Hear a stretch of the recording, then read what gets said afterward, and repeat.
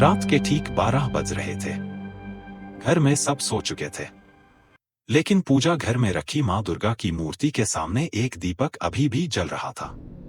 और अचानक वो दीपक बिना हवा के खुद ब खुद बुझ गया। अगली सुबह उस घर में एक ऐसी घटना हुई जिसने सब कुछ बदल दिया, क्योंकि नवरात्रि के पवित्र दिनों में उस घर से एक बहुत बड़ी गलती हो गई थी। ऐसी गलती जो ज्यादातर लोग हर साल अनजाने में कर देते हैं। दोस्तों, शास्त्रों में साफ कहा गया है कि नवरात्रि सिर्फ पूजा का समय नहीं होता। ये वो समय होता है जब मां दुर्गा खुद धरती पर आती हैं और हर घर में हर इंसान को देखती हैं। आपकी श्रद्धा, आपके कर्म और आपकी छोटी छोटी आदतें तक। लेकिन अगर इन 9 दिनों में आपसे कुछ खास गलतियां हो जाएं तो मां दुर्गा नाराज हो सकती हैं।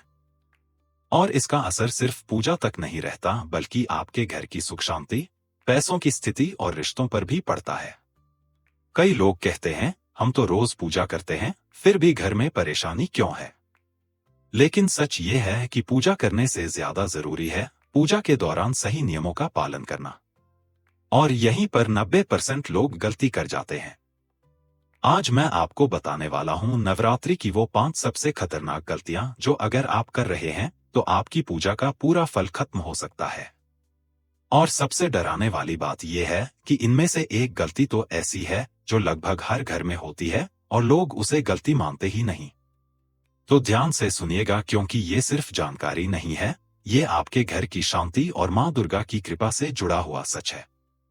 नवरात्रि में मां दुर्गा सिर्फ मूर्ति में नहीं होती, वो आपके पूरे घर में होती है। हर कोने में, हर चीज में, यहां तक कि आपके व्यवहार में भी। और यहीं से शुरू होती है पहली सबसे बड़ी गलती, घर की सफाई को हल्के में लेना। बहुत लोग नवरात्रि शुरू होने से पहले थोड़ा बहुत साफ सफाई कर लेते हैं और फिर 9 दिनों तक वही माहौल रहने देते हैं। लेकिन शास्त्र कहते हैं, जहां गंदगी होती है वहां देवी का वास नहीं होता। अगर आपके घर में धूल जमा है, पूजा घर गंदा है या कोनों में कचरा पड़ा है, तो आप मां को आमंत्रित नहीं बल्कि दूर कर रहे हैं। एक व्यक्ति हर साल भक्ति करता था, लेकिन उसके घर में हमेशा पैसों की कमी रहती थी। एक दिन एक साधु आया और पूजा घर के पास जमा धूल देखकर चला गया। तब उसे समझ आया कि पूजा सिर्फ दीप जलाने से नहीं बल्कि वातावरण से होती है। इसलिए अगर आप मां की कृपा चाहते हैं तो अपने पूरे घर को मंदिर बनाइए। हर दिन सफाई रखिए और मन को भी साफ रखिए। अब दूसरी गलती और भी खतरनाक है, व्रत रखते हुए भी गलत आचरण करना। लोग व्रत रखते हैं लेकिन गुस्सा भी करते हैं, झूठ भी बोलते हैं और दूसरों को दुख भी देते हैं। शास्त्र कहते हैं, व्रत सिर्फ शरीर का नहीं मन का भी होना चाहिए। एक महिला हर साल व्रत रखती थी लेकिन गुस्सा बहुत करती थी। एक दिन मां दुर्गा ने सपने में आकर कहा, तुम मुझे भूखे रहकर नहीं अपने व्यवहार से प्रसन्न करो। तब उसे अपनी गलती समझ आई। दोस्तों, व्रत का मतलब खाना छोड़ना नहीं बल्कि बुराइयों को छोड़ना है।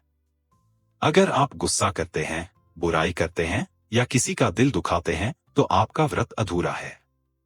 तीसरी गलती है पूजा के नियमों को तोड़ना। कई लोग पहले दिन उत्साह से पूजा करते हैं लेकिन बाद में समय बदल देते हैं या पूजा छोड़ देते हैं। लेकिन नवरात्रि में नियम और अनुशासन सबसे जरूरी होता है। अगर आपने एक समय तय किया है तो पूरे 9 दिन उसी समय पूजा करनी चाहिए, क्योंकि ये एक ऊर्जा का चक्र बनता है और जब आप उसे तोड़ते हैं तो उसका असर भी खत्म हो जाता है। एक परिवार ने पूजा का नियम तोड़ा और उनके घर में तनाव शुरू हो गया। इसलिए पूजा में स्थिरता बहुत जरूरी है। अब आती हैं सबसे खतरनाक गलतियां। चौथी गलती, पूजा में अपवित्र चीजों का इस्तेमाल। बासी फूल, टूटे फल या गंदे हाथों से प्रसाद चढ़ाना, यह सब पूजा को कमजोर कर देता है। भगवान को वही अर्पित करें जो आप खुद सम्मान से स्वीकार कर सकें।